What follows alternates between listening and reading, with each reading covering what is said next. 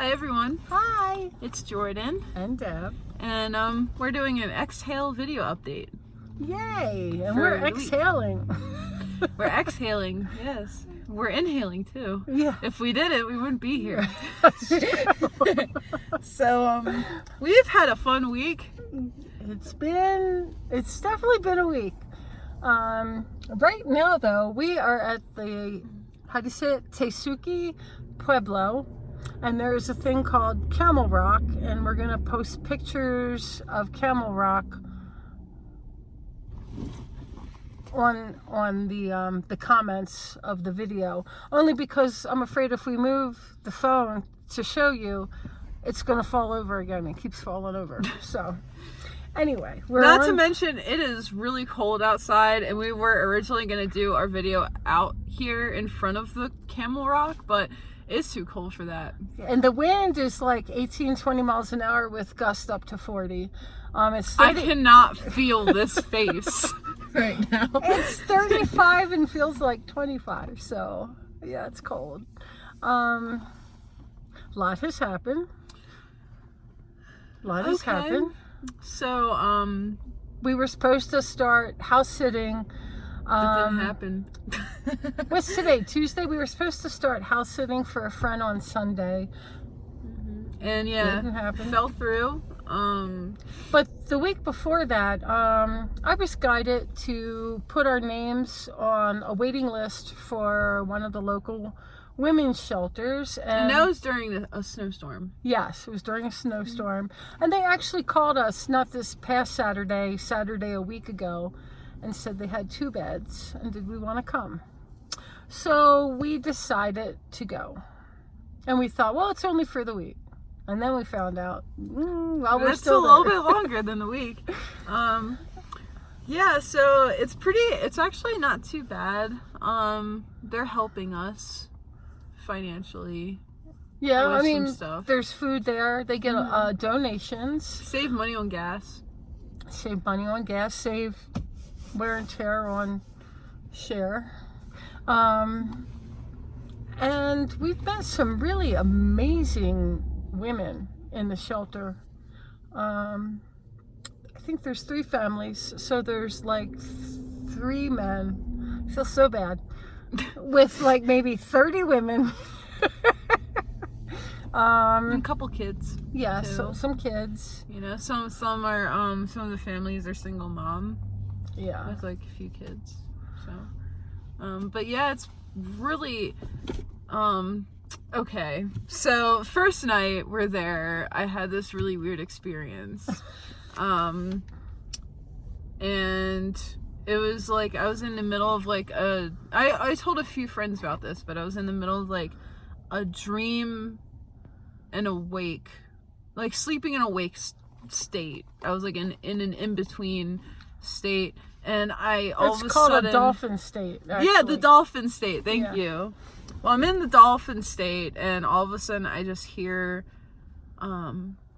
screaming.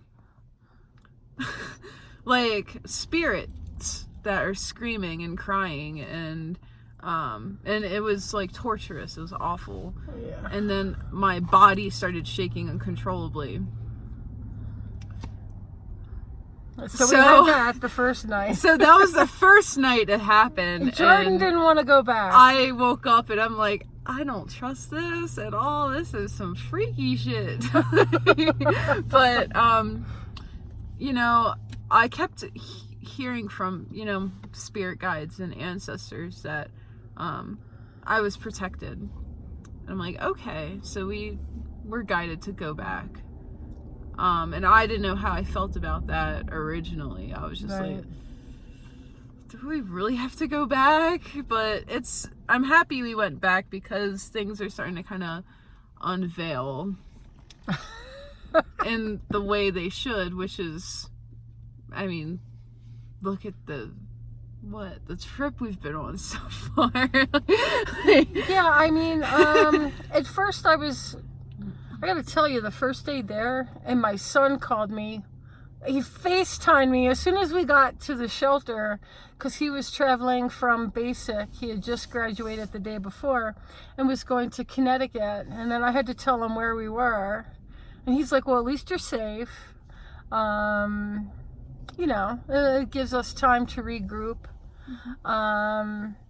We've met some really wonderful connections, but that first day, it was so intense. I just sat in this family room on the sofa and just felt like crying, just to let emotion out. It was a lot that both of us, I think, were processing. But I was processing to the point where I was actually bumming cigarettes off of people, which was awful. yeah, But I'm doing much better now. I haven't smoked in like a week, so. Yeah, she was bumming a few cigarettes. But then we've met some people who actually have given us contacts and ideas. So we've done that. I've actually got a second job. Thank you.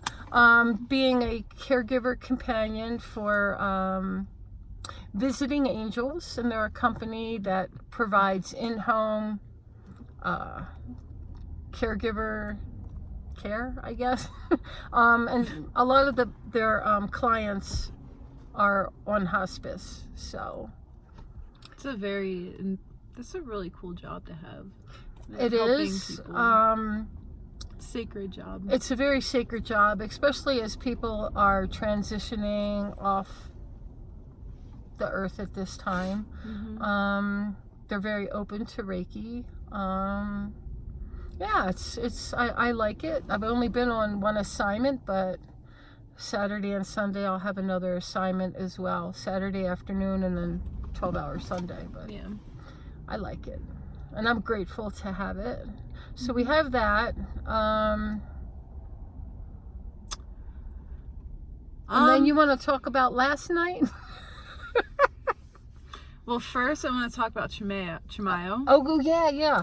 So Where's it was, my dirt? So on hold on, I got my dirt. Okay. So you bear with us, please. Santuario, how do you say it? Santuario di Chimaya is It's in Chimayo, New Mexico, right? And it's a shrine. It's not only a shrine, It's it's a Spanish church that was built on ancient Native American sacred land in like the 1800s. For thousands and thousands of years, this dirt was used for healing. Curative It soil. cures everything. Yeah, this is like what it looks like. We bought those little plastic containers. We put some in there. It was a magical day. First of all, we pull up. We're with a friend, and I get out of the car, and there's a dog there. A dog did not leave her side the whole time. I mentioned the dog in like different posts and stuff, but it feels cool to like talk about it, because some people are reading that and they're probably like, Jordan, you okay? But seriously, you know, like I'm walking around and the dog is like following me. I'm like, okay, I recognize the energy that this dog is emitting. Like maybe we knew each other in a previous life or whatever.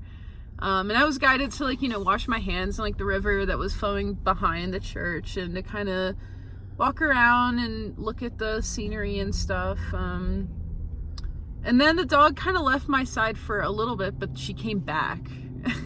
And she like was helping me go to different places along this area.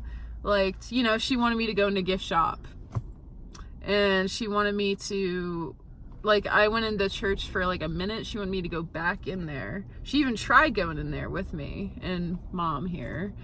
You know, she was like wanting me to like be in the grass with you and in stuff. the Native American in the Native American shrine, I shrine guess it is? room. It was like a room, but she went in there with me. That was the only room she went with me in. Even besides the church, she tried to go in, but she kind of jumped back. That was the only room she literally physically went in with me. So Anyway, we're walking down back to where the river was, and I asked the dog, because I have gotten to the point where I can telepathically communicate with animals, and anyone can do that. You could do it with plants too. So I asked the dog, I'm like, okay, how do I know you? I know we have a bond. We've had a bond. How do I know you? And I heard this like feminine voice in my head say, I was your younger sister. You were my older brother. And I'm like, oh, she was my sister from my past life incarnation here as a native. So I thought that was really cool. So my sister's a dog, everyone. So that was a cool, like, kind of like past life thing that happened. She didn't leave Jordan's side. Yeah, she was with me. She tried to run alongside us when we left. Like, she was literally chasing us when we left. Oh, and Jordan, when we were there. Oh, I'll tell you this. I'll tell this one. So, one of these. So before we went to get the dirt, I was guided to take my shoes off. So I took my shoes off and I'm walking around the land and everything, feeling the dirt in my feet and all that stuff. And I'm walking towards, the water, and the dog's with me and everything. And I'm standing there for a while, looking at the cows, listening to the water and stuff. And after a while, I just was like, all right, I guess I'm done standing here. I'm going to do something else now. So I turned around and my Super 7 fell off of my neck. And I was like, okay, I guess I'm going to go and obviously pick it up and put it back around my neck. But when I picked it up, like, I felt like the crystal needed to stay there. Like, our time had ended. And that's something really, that's something key to pay attention about crystals, is because when they're finished working with you, they'll let you know. You don't hold on to crystals forever. That's the thing that a lot of people, it's hard to give up a crystal, especially something that rare and that special. But I'm like, you know what? If it needs to stay here, it needs to stay here. So I tied it around the tree closest to the river. And then, we go up to the church and get our healing dirt. We're placing the dirt in different areas of our body where we were guided to do. When we come back and the dog is barking at a cow that's like really close to like the edge of like the gate by the water, like the crystal like was magnetically pulling the cows towards it. It was so bizarre, and I'm just like, they weren't there when we left. We were only gone for like maybe like 3 minutes, 5 minutes. We might have been gone for 5. Yeah, it wasn't long. And I was like, wow, all these animals are coming out of nowhere because of this crystal. So I'm like, you know what? I also looked at it as an offering because we took this healing dirt. I had to give something back, and that was my crystal. And my crystal gives like off a monetary offering and prayers. One of the things, though, that I found remarkable, well, first off, the spa owner where I work, she told me about this church. I guess it was maybe a month ago or a couple weeks ago. And then when somebody else mentioned it, I was like, okay, that's a sign that we have to go. And I was told that it's compared to miracles happen here that are comparative to the miracles that happen in Lourdes in France. And when we walked through the church, there's like a room to the left, and there's all these crutches. There's so many of them. Of people that were healed that didn't need crutches anymore. Like right on the spot. Yeah. Too. There was just like the wall was filled with nothing but crutches. I was like, wow. I was overwhelmed. I was like, whoa, like people were like healed like that instantly. Like, that's insane. Like, and then there's another little room off the side of that one where they have the crutches and some religious statues, and then there's that hole in the ground. It's like the floor is missing there because of the dirt, and it's been used for hundreds, if not thousands of years by the Native Americans or indigenous people, however you want to refer to them, of our country. And then the Spanish came and built the church. So, but it is the top pilgrimage site for the United States. Mm-hmm. It's beautiful there. You know, it's like, it's so, I don't know how to like really describe it too much, but there's a lot of native spirits on the land that are protecting that land. It was really cool to be able to be a part of that and to have the dog, you know, just like show me all the cool spots, you know. my sister, my little sister from a previous life that's a dog now, you know, she's protecting that land. And even the cows are protecting the land. They were very native too. Native spirits, the trees, the plants, everything is just ancient native spirits just protecting that land, making sure it remains pure. And you know, like the healing aspect of the dirt is unchanging, you know. That's why I was like, when that crystal fell off my neck, I was like, yeah, I gotta leave it here because it'll help with that healing process of the dirt. So that was pretty cool. Yes, and it was a magical day. Beautiful day. Yes. And then we visited Meowwook the day after that. That was cool because the shelter gave us free passes. Yeah. That was really nice. You know, amongst other resources that they're beginning to give us, like housing, and they're helping us with that too. And they were like, here's Meowwolf. We got free passes. Check it out. They gave us a $30 gift card for gas. Mm-hmm. So that has helped. Finally got my first paycheck from the spa. I'm able to get free therapy, which is really awesome, at this college that does master's program for like counseling and art therapy. So Jordan was actually considering looking into their program for art therapy to get her master's, and now she's there. So I'm like, that's not an accident. So there's that. Yeah, I could like, after going, I have to like, it's like a 10-week commitment. So I was like, you know, throughout the commitment, I'll be like, so what do you have to do to like actually be a student here? And then yesterday, what happened? You went to your first... I went to my first AA meeting yesterday. Yeah. And it's a requirement for the shelter because I was talking to the case manager the other day, and to be remotely honest, I haven't really drank since like October of last year, technically December, because I had like, it was like a Christmas shot or something at like a party, but she asked me if drinking was a problem for me, and I blurted out yes, and she's like, how long have you been sober? I said, since October. She's like, oh, you should go to AA. And I'm like, at first I was like, do I really have to go? Like, why did I say that? Blah, blah, blah, blah, blah. But I'm thinking, you know, after a while, I was like, you know what? I had to say it for a reason.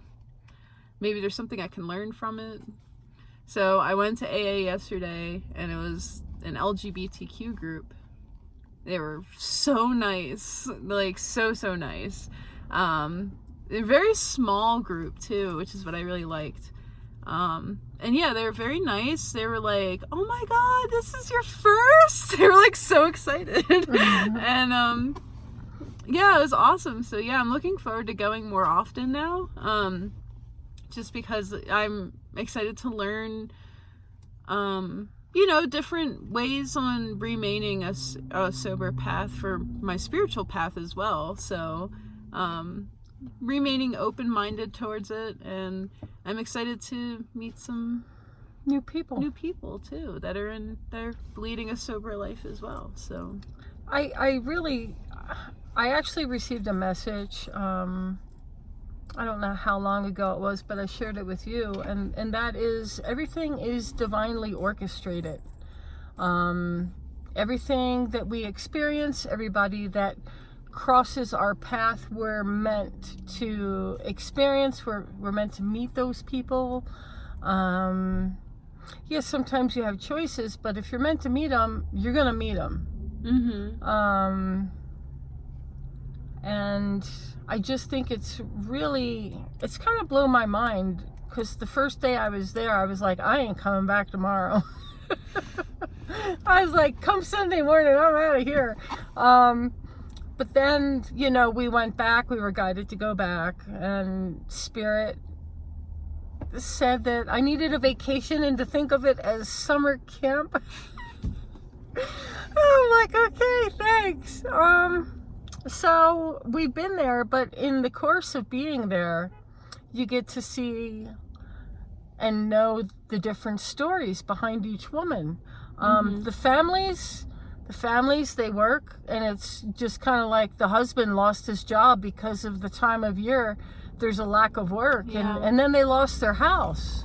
Really sad, yeah. So, I mean, we're meeting people, but we're all still trying to offer each other support and to build each other up and to instill that, you're going to get through this. It's going to be okay. Mm-hmm. It's like uplifting each one another. It's very uplifting there, actually. There's a lot of people in various situations, and it helps you remain empathetic. And some women were abused. Some women, there's a few that are recovering addicts or recovering alcoholics, and they work their program, they work their butts off. Yeah. And everybody's just trying to find where they're supposed to be in life. We've actually met women who were drawn to New Mexico, and Spirit guided them here, and they're here, and it's like, well, where do I live? And they were car camping or house sitting, and we met quite a few people like that, and it's pretty like, oh, we're not the only ones. Yeah. So that was pretty cool too. Yeah.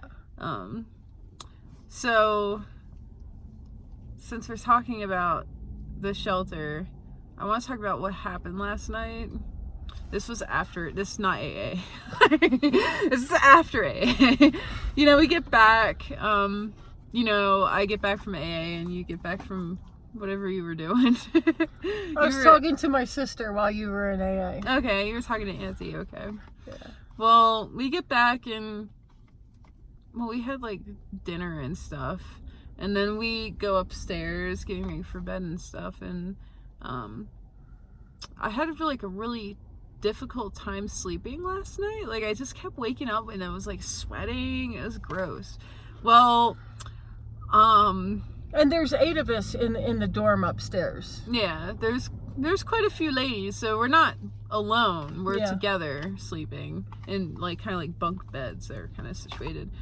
Well, anyway, I wake up and I'm hearing this voice talking to me about religion. All right, just keep in mind, all right, this is like an old man voice with a raspy kind of voice, and he's talking to me about the wrongs of religion and how outdated it is. And the weird thing is he was talking in another language, and I could understand him. Now, Jordan heard him, but one of the girls that's like Jordan's age, maybe a couple years older, that's on the top bunk behind her, like there's like a dresser or drawers for clothes in between that set of bunks and where Jordan's bunks were. She not only heard them, but she saw them. She was describing them as like really tall shadow figures. And she's like, they came out of... They had a lot of light around them, though. They walked through... Okay. I don't remember her saying that. Oh, I thought she said that he had light around him. Oh, okay. Well, that's cool. That makes me feel better about it. But anyway, she said that they came out of the hallway, and they just like... One of them just kind of stopped and just like stared at her. Like it was observing something. And then she said one of them said some like weird things to her, and then just quickly bolted to like the opposite side of the room, which is kind of like my side of the room. And I'm like, well, that must have been when I was hearing that old man talk about religion. And I'm like laying in bed, I'm feeling scared, like terrified, because I'm like, are these the same people that were shaking me the other night? I don't know what's going on. And I could hear the voices of my grandparents, my pop and my nana, saying that I'm protected. I'm like, okay, I'm protected. They say I'm protected, so it's all right. And then, you know, the voice was talking a little bit, and then it stopped. It was like they were talking for like a few minutes. This was like for like 2 or 3 minutes or something. It was a little bit of like an essay they were saying. But I heard something last night, and I think there were 2 or 3 instances last night where I heard something, and I'd wake up and I'd go like, "What the hell was that?" So yeah, I don't know what it is, but we're there. Yeah. So that happened. And I talked to the girl that saw them this morning. I was like, did you like this experience like some weird stuff last night? And she's like, well, as a matter of fact. And I was like, oh, that was probably an ET experience, probably, because she's experienced stuff like that before, multiple times in her life. Yeah. And I was like, oh, it's ETs. It's kind of funny that all the women, it's not funny, it just blows my mind that almost every woman in this shelter has some sort of spiritual gift, or they're just so in tune. Mm-hmm. Yeah, it's really cool. You know, so it's like when something happens to one person and it kind of goes throughout the community in the building, and everybody just comes up and is just supportive and offering whatever they can do to help comfort. There's a trans guy in the shelter. He like came up to one of the girls that was kind of like freaking out about the situation. He's like, here's some beads. Like they're like rainbow beads, and he's like, they provide comfort. Not only are they like super gay, but they provide comfort. I was like, you're great. Well, you know, not only that, but rainbow energy is very healing. Mm-hmm. Yeah, it is. You know, because of all the different hues and the different frequencies of the colors. So it's very healing. So that's where we are. So we've had a week of just stuff happening. Yeah, it's kind of like it was a little, I guess, disappointing when we first got there that we were there. And then we're like, well, we only got to get through a week, and then we'll be house sitting. And then halfway through last week, we found out, oh, well, we're not house sitting. So we're just fell through, and here. I was like, man. I know it won't be for much longer.